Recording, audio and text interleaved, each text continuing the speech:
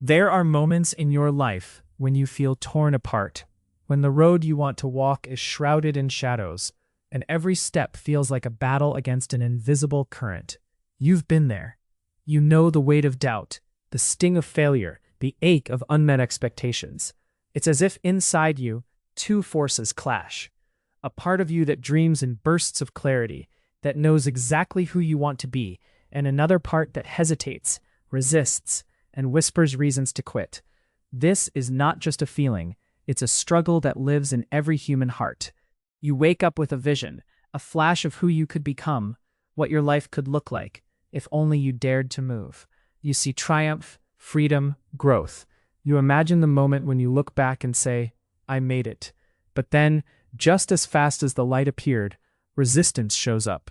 It's subtle at first, a tiredness that clings to your bones, a voice in your mind that questions your worth, circumstances that pull you into their gravity. The dreamer inside you feels the pull, but the executor, the part of you responsible for showing up and doing the work, starts to falter.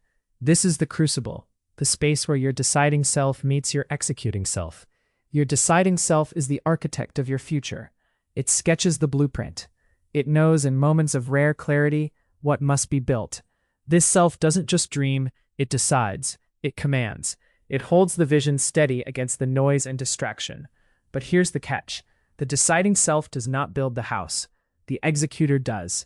The executor is the muscle and the grind, the endless repetition of steps that seem small and meaningless when taken alone. The executor faces the friction, the discomfort, the resistance that rises when you try to bend reality to your will. It's the executor that feels the weight of yesterday's failures and the fear of tomorrow's unknowns. It's not glamorous, it isn't inspiring in the moment, but it is the force that obeys the command of the deciding self.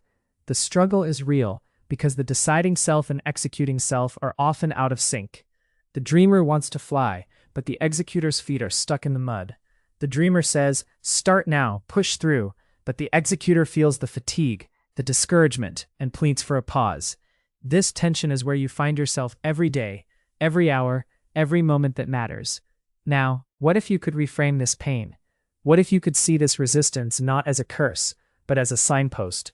Resistance is the language of growth. It's the body telling you that something valuable is happening beneath the surface. When your muscles scream during a workout, they are tearing so they can rebuild stronger.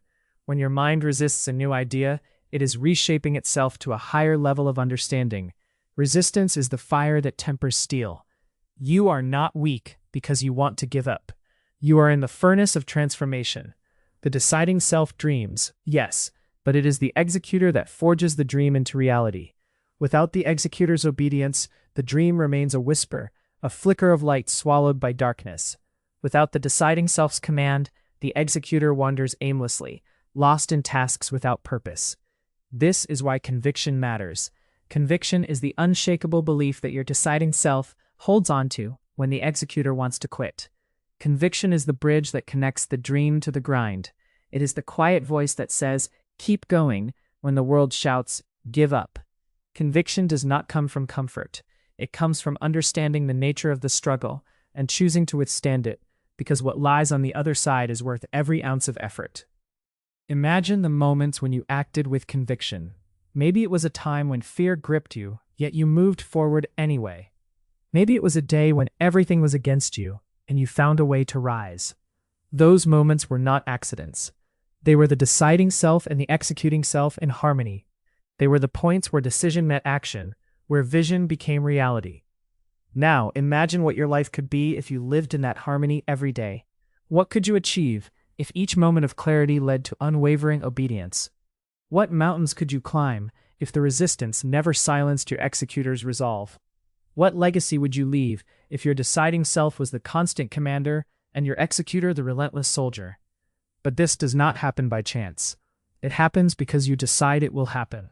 It happens because you recognize that the pain is the process, that resistance is the signpost, and that conviction is the compass. It happens because you refuse to be divided, to let the battle inside you determine your fate. The decisive moment is always now. The deciding self is calling, the executor is ready, but it needs your command. You must summon the courage to listen to the clarity, to anchor your conviction in truth, and to move with purpose.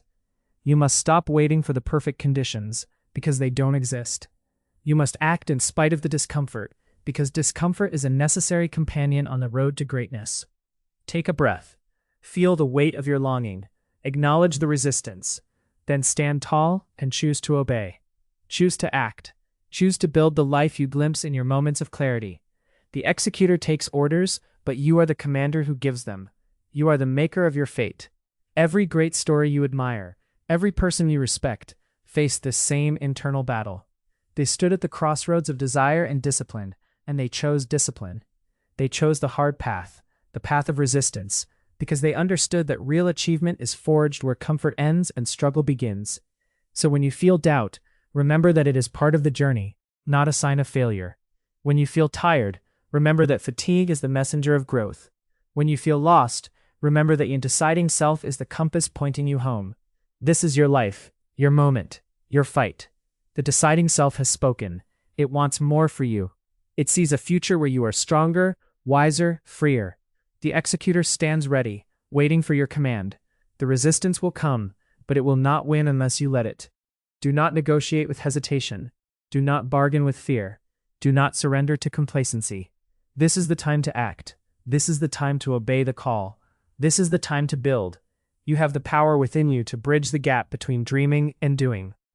You have the strength to let your executing self carry out the vision of your deciding self. You have the courage to face resistance head-on and say, "Not today." Stand now with that conviction burning in your chest. Step forward into the friction. Push through every barrier, every doubt, every pause that tempts you to quit, because on the other side of resistance lies who you were meant to be. Your deciding self dreams in moments of clarity. Your executing self obeys in moments of resistance. Together they are unstoppable. Command your executor. Obey your dreamer. Choose action now. Your life depends on it. Breathe. Reset your posture. Decide again.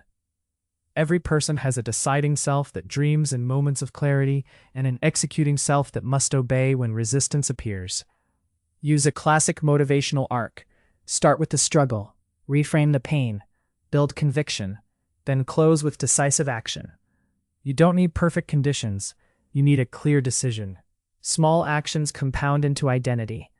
Keep the standard. Keep the promise. If you feel resistance, that's your cue to begin. Every person has a deciding self that dreams in moments of clarity and an executing self that must obey when resistance appears. Focus on the next right step. Then repeat. Your future self is built by what you do today. Use a classic motivational arc. Start with the struggle. Reframe the pain. Build conviction. Then close with decisive action. No drama. No debate. Just action. Breathe. Reset your posture. Decide again. Every person has a deciding self that dreams in moments of clarity and an executing self that must obey when resistance appears. You don't need perfect conditions. You need a clear decision. Small actions compound into identity. Keep the standard. Keep the promise. If you feel resistance, that's your cue to begin. Every person has a deciding self that dreams in moments of clarity and an executing self that must obey when resistance appears. Use a classic motivational arc. Start with the struggle. Reframe the pain. Build conviction. Then close with decisive action.